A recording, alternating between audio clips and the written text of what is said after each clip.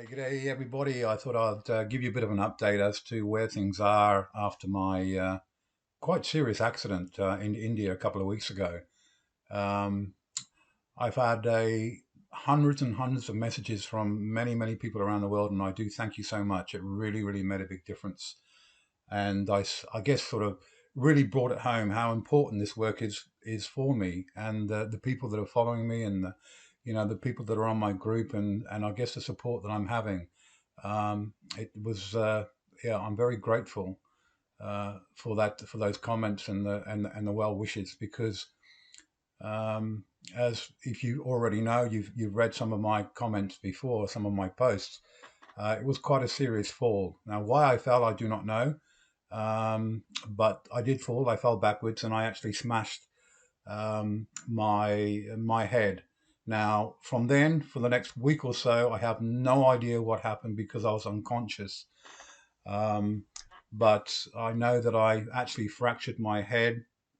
Where I don't know because it doesn't. It feels okay. Um, I fractured my jaw.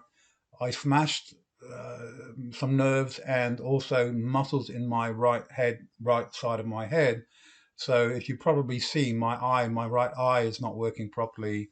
My right lip is a bit droopy, and I'm actually deaf or virtually deaf in my right ear at the moment. I've got a lot of screaming noise coming out of it. Um, and apparently, after well, I was taken. Let's just take it back a step. I was taken to a hospital in Manali. So I was up in northern India, right up near the Himalayas, and I was taken to a hospital there, and I was unconscious. So I had no idea what was going on. And thank God they actually contacted my son back in the UK. And after my son heard what happened, he he told them to take me to a neuro specialist, another hospital. So I was actually taken on a 10-hour in the back of a van with a doctor to another city where I was taken to hospital there. And that's where I was for about 7, 8 days, I think. And for 3 or 4 of those days, I was actually unconscious. I had no idea what was going on. Um, but anyway, at the end of the day, I did all lots of different MRIs, lots of different scans, lots of different tests there, and everything came back okay. Although I must admit, um, as I found out later on through some other people well connected with the Indian hospitals, I was taken for a little bit of a ride. It was very, very expensive. And I did find that they were sort of more than anything, they were trying to keep me there, to keep testing, to keep me away from leaving and whatnot, so that they can keep getting $1,000 a day out of me. Now I'm not complaining as so much about that because I'm here today. I'm back in the UK and I'm starting to recover quite well. But I must admit, while I was in the hospital, while I was unconscious, I was given so many drugs. I had these, these injections these, I can't remember what you call them, in my hands. They were pumping drugs into me. They were giving me loads of drugs. I had no idea what they were. And I was, I was quite a mess. I wasn't sleep. Oh, sorry. After I, after I came out of my unconsciousness, become more conscious, I had trouble eating. I had trouble sleeping. I had massive headaches, constant headaches. I couldn't walk because I was so unstable because of my ear. And my ear was screaming with pain. Not pain, sorry, with noise, as it is now, but it's not so bad. And it was just ongoing. And it got to the point after about the seventh or eighth day, I said, I'm out of here because I need to fix myself. Um, and I really don't want to rely on mainstream. I felt very confident that deep down there was nothing wrong with me health wise, and they know, so all the testing, all the cardiovascular testing and everything else, that everything came back fine. But they were trying to keep me there, and so I said to them, "Look, I'm out of here," and they said, "Well, you can't leave. We're not going to let you leave. You've got to actually um, sign some paperwork to say that I refuse their help," which I did. And I said, I'm going to fly back to the UK. And they said, well, we don't advise you to fly. because I'd fractured my skull. Oh, I also had bleeding on the brain as well, apparently. There was blood coming out of my ear. Once again, I wasn't really aware of a lot of that. And even though my head's fractured now, I don't really feel it. I feel a bit sore down the back of my ear now. Um, but there was a lot of stuff going on. They weren't communicating it very well. And like I said, I did feel that they were just trying to keep me there because I was paying an awful lot of money every day and I didn't have health insurance. And it was, to be honest, it was killing me. Um, so I signed the document, and last Tuesday, I think it was, I flew out of India and flew back to the UK, and absolutely no problems whatsoever. My head was okay, my ears were okay, there was no pressure, and whatnot. And the day I arrived back in the UK, I started switching to, I'm back here now. I'm going to start taking responsibility for my own healing. And I truly didn't believe it was that bad, and I don't think it's that bad now.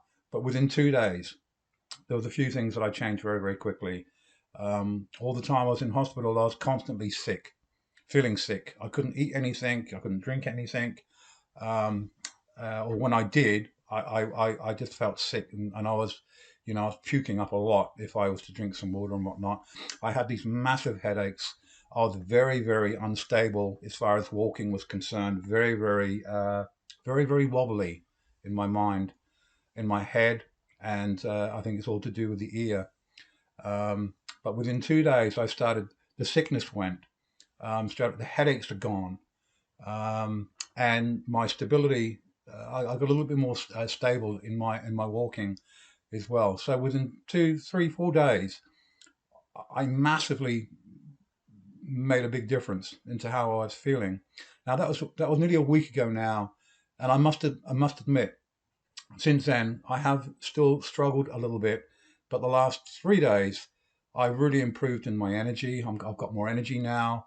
I've improved my ears a little bit where I can actually hear a little tiny bit. I was 100% deaf in the ear before, but I have improved that just a tiny bit.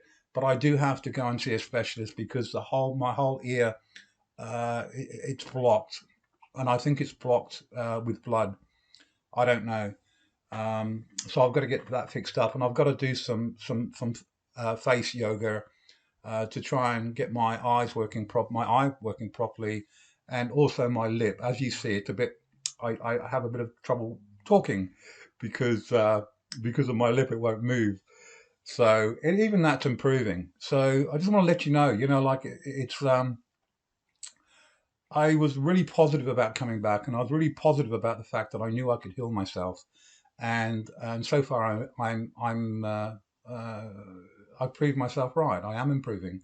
I haven't gone to the hospital here. The last thing I want to do is go to the hospital and get told what I already know and get applied with all these drugs. And oh, that's the other thing I did when I got back is I pulled off all these drugs they gave me. I didn't even know what they were.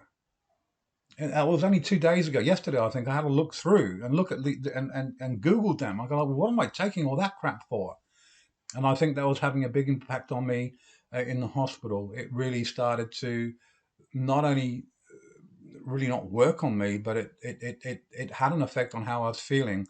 I was feeling quite down, and as you probably know, I have a lot of energy. Normally, I'm very high energy, very, very positive, very, very active. And to be locked in a hospital, literally locked in a hospital, they wouldn't even let me outside. Um, it did get to the point where I was a little bit worried at one point that Jesus, if this is this something that's going to never go away. I did have that while I was in the hospital, but then I got positive, and like I said, then I travelled back to the UK. So I just want to let you know once again, thank you so much for your support. I am getting there. I'm feeling much more positive now, and I'm finding it fascinating because there's so many things that went on, and I don't really understand why.